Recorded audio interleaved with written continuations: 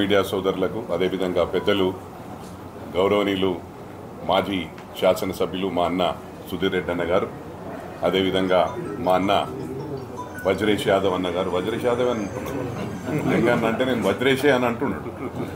అదేవిధంగా పెద్దలు గౌరవనీయులు మా అన్న హరివర్ధన్ రెడ్డి అన్న గారు, హనుమంత్ రెడ్డి అన్న గారు, అదేవిధంగా మా నక్క ప్రభాకర్ గౌడ్ అన్న గారు, మా బండి రమేష్ అన్న. గవర్నమెంట్ ల్యాండ్లు ఇస్తే బీదోళ్ళకి ప్లస్ అవుతుంది. బీదోళ్ళ కోసం మేము సాక్రిఫైస్ చేస్తాం, వెల్కమ్ చేస్తాం. ఫస్ట్ ల్యాండ్స్ అని ఇవ్వను, ఎందుకంటే ఒక 3 మండలాలనే కుత్బుల్లాపూర్లో 3 మండలాలనే 25,000 కోట్ల ఆస్తి స్వాహా చేసిరంటే రాష్ట్రం మొత్తం ఎన్ని లక్షలు స్వాహా చేసిరో మీరు అర్థం చేసుకోవాలి.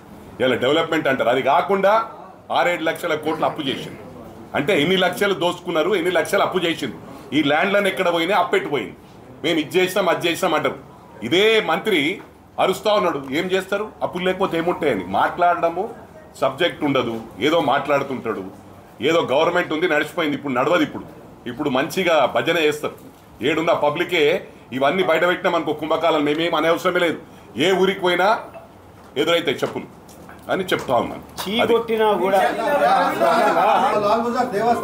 అదే నోటీస్ వచ్చింది నిన్న కూడా. నిన్న సీఎం గారు పోతుంటే ప్లే కార్డ్స్ పట్టుకున్నట్టు త్రిమల్గిరిలో ఒకటి. నేను ఇంకోటి చెప్తా ఉన్నా, అది దాదాపు 40-50 కోట్లకు సంబంధించిన ఆస్తి. త్రిమల్గిరిలో దాదాపు అది పురాతనమైన గుడి, 100 సంవత్సరాల గుడి, 100కు పై చిలుకు అంటే ఎప్పటిదో ఆ గుడి. దాన్ని మేనేజ్ చేసి ఏదో డాక్యుమెంట్స్, ఫేక్ డాక్యుమెంట్స్ సృష్టించి అక్కడ బోర్డు మెంబర్ అయిన కంటోన్మెంట్ బోర్డు మెంబర్ మల్లారెడ్డి గారి శిష్యుడు వారు ఆ జాగ స్వాహా చేయడానికి చేస్తే వీళ్ళందరూ కూడా మొత్తం లాల్ బజార్లో ప్రజలందరూ తిరగబడుతూ ఉన్నారు, రోజు ధర్నాలు చేస్తూ ఉన్నారు.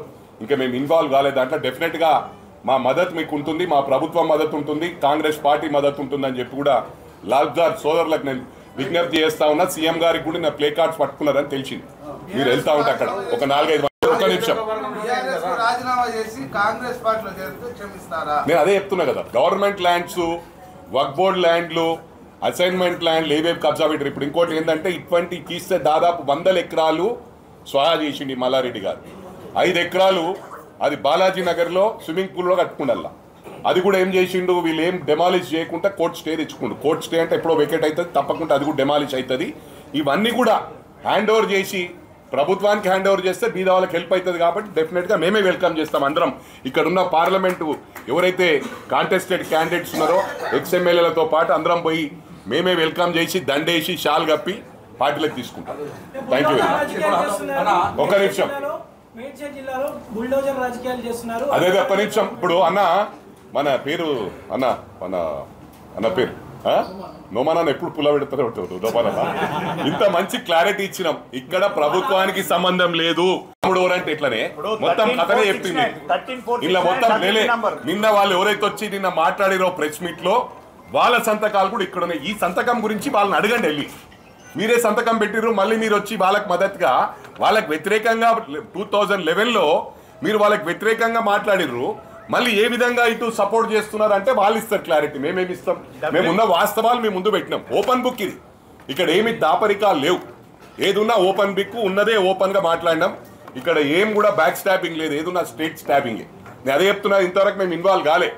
డెఫినెట్గా 11th తర్వాత కోర్టులో రాగానే డెఫినెట్ మేమే నిలబడి అధికారులు సరిగ్గా పని చేయకుండా పని చేయిస్తాం. నిలబడి దట్స్ ఆ డ్యూటీ.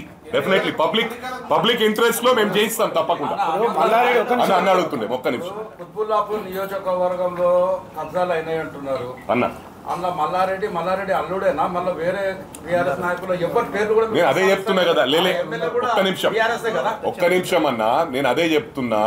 ఇప్పుడు ఒక్కొక్క డెప్త్ ఒక్కొక్కటి పోతుంది కదా. ఏదున్నా ఇప్పుడు బస్సు ఏంటంటే ఫస్ట్ మేడ్చల్కి వస్తుంది, మేడ్చల్కి వచ్చినాక కొంపల్లికి వస్తుంది, కొంపల్లికి వచ్చినాక అంటే ఒక్కొక్క సిస్టమేటిక్ ఉంటుంది. ఇప్పుడు టైం ఏడుందన్న మాకు, ఇది ఒక్కొక్కటి వస్తుంటుంది. అందుకే చెప్తున్నా, ఎవరైనా ఎక్కువ ఇన్వాల్వ్ అయ్యారనుకో వాళ్ళ జాతకం కూడా బయట వస్తుంది. జాగ్రత్త ఉండు. రేపు దానికి ఏం చెప్పాలో జవాబు తయారు పెట్టుకోండి పేపర్ మీరు.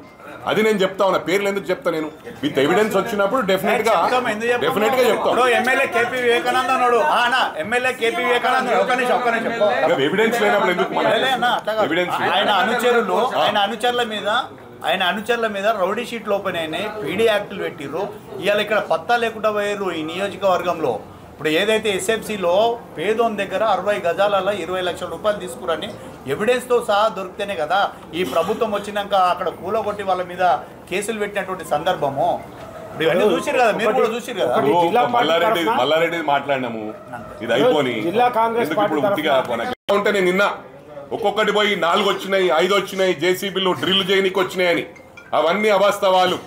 అక్కడ ఉన్న కమిషనర్ డుండిగల్ మున్సిపల్ కమిషనర్, ఎందుకంటే మేము కక్షపూరితంగా పోవట్లేదు కానీ తప్పకుండా నేను రికమెండ్ చేస్తాను, ఎందుకంటే అక్కడ ఉన్నది మాజీ ముఖ్యమంత్రి కేసీఆర్ గారి చెల్లెరి కూతురుని చేసుకున్న కమిషనర్. వారి సహకారంతో నిన్న మొత్తం ఏం పని కాకుండా పేరుకు నామ మాత్రమే చేసిండ్రు.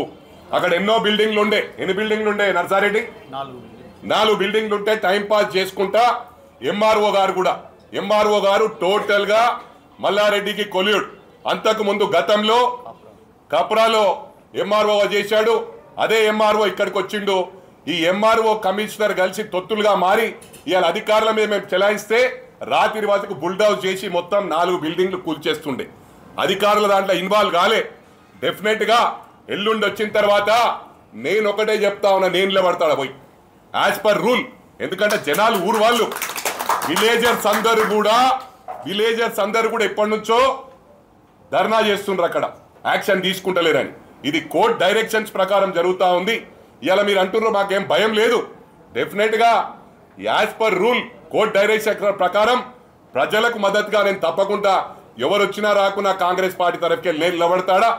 ఎట్లా అధికారులు చేయరు, అవసరమైతే 20 డౌజర్లు పెడతాం, 20 బుల్డౌజర్లు పెడతాం, 20 ప్రొక్లైన్లు పెడతాం, ఏమైనా పెట్టి మొత్తం డెమాలిష్ చేసే వరకు వదిలిపెట్టా అని చెప్పి కూడా మీ అందరికీ విజ్ఞప్తి చేస్తున్నా. దీంతో అంతం కాదు, ఈ 5 సంవత్సరాలు మీ వెంటనే పడతా.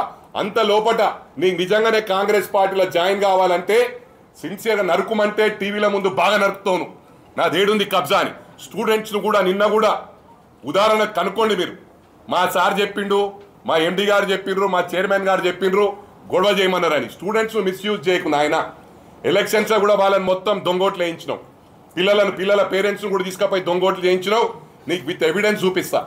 అవన్నీ చూపించాలంటే మొత్తం అడ్రస్ గల్లంత అవుతుంది. నువ్వు ఎన్ని పైసల రాజకీయం ఆడినా కాంగ్రెస్ పార్టీలో నడవది. ఏదైతే కేసీఆర్ గారి దగ్గర నడిచిందో ఇక్కడ నడవది. కేసీఆర్ దగ్గర ఇష్టారాజ్యంగా నడిపించినావు, ఇష్టం ఉన్నట్టు డబ్బులు ఇచ్చినావు, 100 కోట్ల డబ్బులు ఇచ్చినావు. అది మీడియాకు కానీ ప్రజలకు కానీ అన్ని పార్టీలకు తెలుసు. ప్రజల వీక్ పాయింట్ తీసుకున్నావు, బీదోళ్లను అడ్వాంటేజ్ తీసుకొని డబ్బులు ఇచ్చి ఓట్లు వేయించుకుంటున్నావు. బిడ్డ అది నడవకుండా చేస్తాం, బీదవాళ్ళు లేకుండా చేసే ప్రయత్నమే మేము చేస్తాం. ఈ రాష్ట్రంలో ఈ ప్రభుత్వంలో బీదవాళ్ళను కూడా లేకుండా చేయడమే మా ఆకాంక్ష. రేపు నీటువంటి రాజకీయాలు నడవై రేపు ఫ్యూచర్లో అని చెప్పి కూడా ఈ సందర్భంగా తెలియజేస్తూ, మరి మాటల్లో చెప్పాలంటే చాలా చెప్పొచ్చు, మాటల్లో కాదు చేతల్లో చూపిస్తానని చెప్పి కూడా మరి తప్పకుండా మరింకోసారి మా గౌరవ ముఖ్యమంత్రి గారి గురించి ఏది లూజ్ మాట్లాడినా నేను వదిలిపెట్టే సమస్య లేదు, మా కాంగ్రెస్ పార్టీ గురించి మాట్లాడినా వదిలిపెట్టే సమస్య లేదని చెప్పి ఈ సందర్భంగా తెలియజేస్తా ఉన్నా. మరోసారి చెంబిపూర్ రాజు గారికి, ఎందుకంటే విత్ ఎవిడెన్స్ 2011లో మీరు కూడా ఇక్కడ ఎస్ రాజు అంటే శుంకర రాజు అని ఉంది, హనుమంత్ రెడ్డి గారి పేరుంది, ఇక్కడ మల్లారెడ్డి గారి పేరుంది, అందరి పేర్లు ఉన్నాయి. కాబట్టి మీకు క్లారిటీ లేదేమో, నెక్స్ట్ టైం ఈ దాంట్లో ఇన్వాల్వ్ కాకని చెప్పి కూడా ఎమ్మెల్సీ గారికి నేను మరోసారి రిక్వెస్ట్ చేస్తా ఉన్నా.